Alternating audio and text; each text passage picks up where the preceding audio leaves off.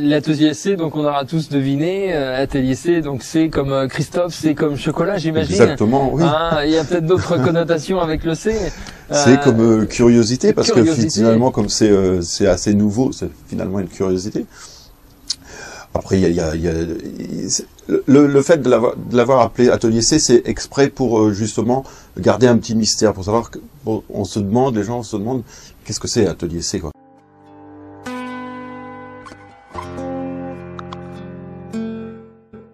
Parce que finalement, ça rejoint un petit peu le chocolat, qui est encore un peu mystérieux. On ne sait pas tout sur le chocolat. C'est encore comme le vin et la vigne, on ne sait pas tout. Il y a des côtés un petit peu mystérieux, un côté interdit, un peu aphrodisiaque, tout ça. Et donc, atelier C, je trouvais que ça faisait, ça connotait un petit peu tout ça, quoi. D'accord. Donc tu as démarré il y a quelques mois. Oui. Tes cours, tu les donnes où? Comment on peut participer en tant que... Alors il y a un site qui s'appelle ateliercparis.com. Il y a une page Facebook du même nom.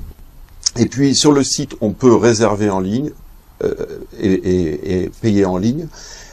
J'ai différents endroits dans lesquels j'officie. Il y a principalement une galerie d'art à Paris qui se trouve à Montmartre. D'accord. Donc placée idéalement parce qu'elle est à 2 pas du Moulin de la Galette et puis à 3 pas de la place du Théâtre. Ensuite, alors là c'est dans une ambiance arty bien sûr. Ensuite, j'ai un autre lieu qui s'appelle Mademoiselle M. Là, c'est dans le centre de Paris, rue Palestro, et qui là c'est un lieu dédié aux ateliers culinaires. Donc il y a des ateliers cocktails, des ateliers cuisine, pâtisserie, et donc il y a l'atelier C pour les ateliers chocolat. Donc là c'est une ambiance cuisine parisienne. Donc on est dans le côté plus professionnel. Okay. Ensuite, j'ai un autre lieu qui est les cuisines de Vatel au château de Chantilly. Donc là, c'est dans l'Oise. Donc c'est un lieu historique, mythique. Et puis en dernier, je peux faire les ateliers au verger du roi, au potager du roi exactement, du château de Versailles. Château de Versailles.